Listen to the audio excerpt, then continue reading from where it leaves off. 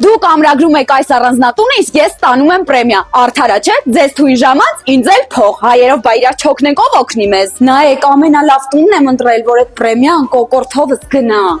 Փակ տաքացվող լողավազան ունենք, այն հատվածում շոքեբաղնիկ ունենք, իսկ այս հատվածում մարդիկ պինգ-պոնգ են խաղում։ Կզանգեք Skype-ով ձեր Ռուսաստանի բարեկամներին, ցույց կտաք, թե մեր Հայաստանում մենք ինչեր ունենք։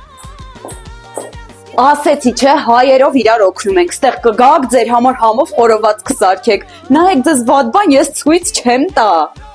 Ստեղ են ասել էլի, պարում ենք մենք միասին հայկական, ունենք փակ տաղավար, որ ստեղ այդ երկերի տակ հայ ավարի մի հատ բարեք, ստեղ են նստեք հայ ավարի խորոված ուտեք։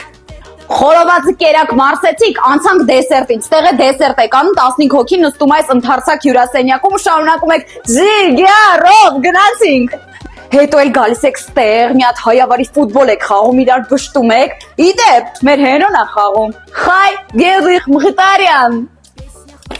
Այս տունը իսկական մեծ հայ ավանդական ընտանիքի համար նախատեսված տուն է, 7 ննջասենյակ ունենք, խնդրեմ ամեն մետրը անհատական սանհանգույցով, էդ ասեմ իմացեք։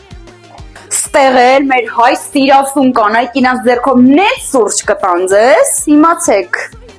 Իսկ ամրագրումները անում եք հայ ավանդական ամառանոց կետերեմից։